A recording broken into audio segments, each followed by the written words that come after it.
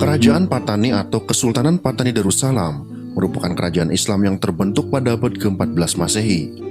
Sebelumnya kerajaan ini bernama Langkasuka. Pada awalnya Langkasuka adalah kerajaan Hindu, namun pada masa kejayaan Sriwijaya wilayah ini berubah coraknya menjadi Buddha.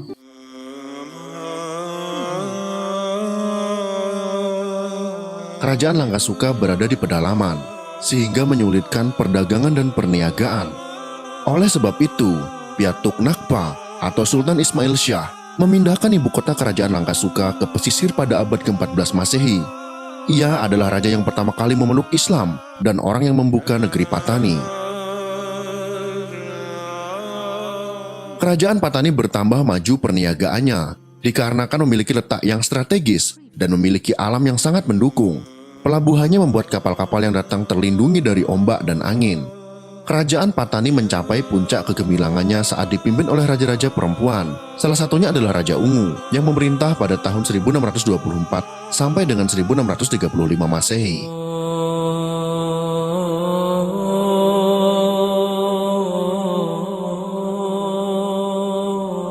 Patani terletak di Thailand Selatan dan secara geografis cukup strategis. Kantong-kantong Muslim berada di kawasan Thailand terdapat di Provinsi Patani, Yala, Satun, Narathiwat, dan Songkhla. Di provinsi-provinsi tersebut, rata-rata dihuni sekitar 70-80% Muslim. Selain itu, Muslim juga tersebar di beberapa wilayah seperti Patalung, Krabi, dan Narakon serta Marat. Islam masuk ke Patani diperkirakan sekitar abad ke-10 sampai dengan 11 Masehi. Dibawa oleh pedagang-pedagang Arab seperti dari Yaman yang sejak zaman Nabi Muhammad telah menjadi tempat persinggahan dagang. Mereka diberi gelar Khaek oleh penduduk asli Thailand yang berarti pendatang atau orang yang datang menumpang. Sementara itu, proses konversi agama penduduk Patani berlangsung sejak abad ke-12 sampai 15 Masehi. Menurut Hikayat Patani, Syekh Said dari Pasai yang mengislamkan Raja Patani juga ditugaskan untuk mengajarkan Islam di sana. Kedatangan Islam membawa banyak perubahan dalam aspek pemikiran, kebudayaan, bahasa, pendidikan, dan politik. Meskipun demikian, kegiatan lain yang berbau bid'ah dan khurafat masih dilakukan, sehingga budaya sinkretisme masih melekat kuat. Setelah berkembangnya Islam di Patani, maka pelabuhan Patani mampu menarik perhatian saudagar-saudagar dari timur seperti Jepang, Cina, Siam, dan Kepulauan Melayu lainnya. Pelabuhan Patani semakin maju setelah pada tahun 1511 Malaka jatuh ke tangan Portugis. Sejak itu para pedagang dari Eropa mendatangi Asia Tenggara, terutama Kepulauan Melayu, termasuk Patani. Kondisi ini turut merangsang pertumbuhan ekonomi penduduk Patani. Pada tahun 1516, Patani menerima kunjungan kapal perniagaan Portugis yang pertama kali dengan seizin Sultan. Hal ini menandai awal perniagaan bangsa Eropa di Patani.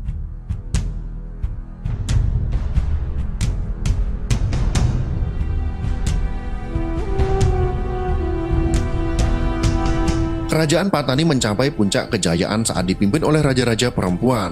Bermula dari Raja Hijau yang memerintah pada tahun 1584 sampai dengan 1616 Masehi. Kemudian Raja Biru yang memerintah pada tahun 1616 sampai dengan 1624 Masehi. Kemudian Raja Ungu yang memerintah pada tahun 1624 sampai dengan 1635 Masehi.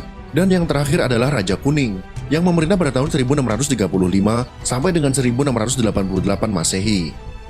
Pada awalnya, Patani dipimpin oleh seorang raja pria, namun terjadi peristiwa pembunuhan yang melibatkan anggota pewaris tahta kerajaan Patani. Saat itu Raja Patani tidak meninggalkan keturunan laki-laki, maka akhirnya perempuan pun dipilih menjadi raja.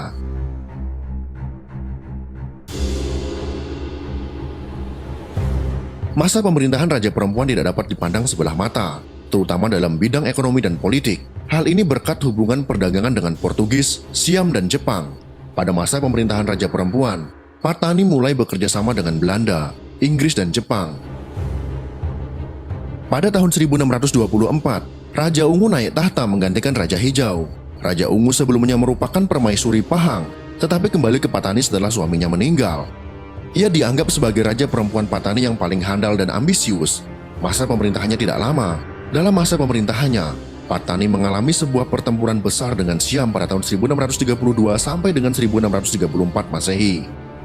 Namun pertahanan kota Patani saat diperintah oleh Raja Ungu sangat unggul karena dibuat benteng di sekelilingnya. sehingga berhasil mempertahankan kedaulatannya. Kebesaran Raja Ungu juga tidak dapat terlepas dari pengalamannya yang pernah hidup bersama Sultan Pahang. Usia Raja Ungu saat memerintah Patani tidak muda. Hal tersebut menandakan bahwa ia sudah matang dalam menjalankan roda pemerintahan di Patani.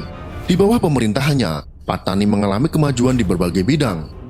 Kondisi itu bertahan hingga masa pemerintahan Raja Kuning, sehingga dalam waktu yang relatif singkat, mampu menjelma sebagai kekuatan perdagangan yang disegani di daerah Semenanjung Melayu. Selain Johor, tidak ada negeri lain di sebelah timur Semenanjung Melayu yang memiliki kemakmuran layaknya Patani.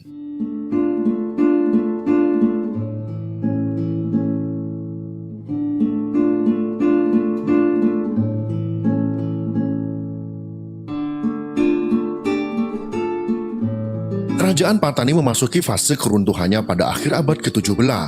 Saat itu Raja Kuning yang telah berusia lanjut memilih mundur dari pemerintahan dan berlindung di kota Jimbal, yang saat itu dipimpin oleh Sakti Satu Indra atau Long Betong, seorang Raja Patani Lentang. Di kota tersebut, Raja Kuning menghembuskan nafas terakhir, sekaligus menandai berakhirnya keturunan Sariwangsa dari pendiri Patani, yaitu Payatunakpa. Setelah kematian Raja Kuning, pemerintahan Patani kemudian diteruskan oleh keturunan dari Raja-Raja Kelantan, sekaligus menandai dimulainya kepemimpinan dinasti Kelantan. Pada masa awal 3 Raja Kelantan, yaitu Raja Bakar, Raja Mas Kelantang, dan Sultan Muhammad, kondisi Patani relatif aman karena kerajaan Siam Thailand sedang disibukkan oleh serangan Burma pada tahun 1767 sampai dengan 1776 Masehi. Akan tetapi kerajaan mengalami kemunduran di bidang perdagangan karena hanya didominasi oleh pedagang dari Asia. Setelah periode perang antara Burma dan Siam berakhir, Raja Muda Siam mengutus utusan ke Patani. Namun Sultan Muhammad telah memutuskan untuk menolak segala usaha yang dilakukan oleh Siam. Penolakan itu memancing peperangan langsung antara kedua kerajaan. Namun karena persiapan kurang matang dan persenjataan yang kurang baik, maka Patani pun berhasil dikalahkan pada tahun 1789 Masehi. Setelah itu, Undang-Undang Kesultanan diganti dengan Perundang-Undangan Siam dan diangkat pula seorang sultan bernama Tengku Lamidin menggantikan Sultan Muhammad.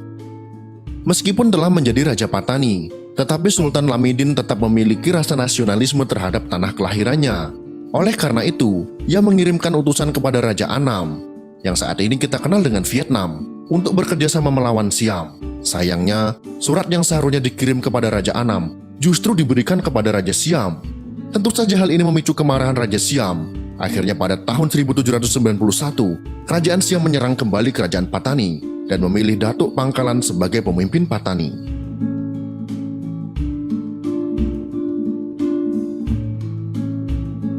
Akan tetapi, Datuk Pangkalan juga melakukan pemberontakan. Namun perlawanan Datuk Pangkalan berhasil dipatahkan, sekaligus menandai berakhirnya kepemimpinan bangsa Melayu atas Patani. Untuk mencegah pemberontakan, kerajaan Siam akhirnya menempatkan orang Siam bernama Naik Kwan Sai sebagai pemimpin Patani. Tidak hanya itu, pada perkembangan selanjutnya, Patani dipecah menjadi 6 wilayah yang masing-masing memiliki pemimpin. Ini adalah salah satu usaha Siam untuk memecah belah persatuan Patani. Sejak jatuhnya kerajaan Patani, pemerintah Siam menerapkan beberapa kebijakan yang merugikan Muslim Patani. Pada dasarnya, kebijakan-kebijakan itu bertujuan untuk menggantikan identitas kultural dan agama orang Melayu Patani dengan identitas kultural Siam yang berlandaskan Buddhisme.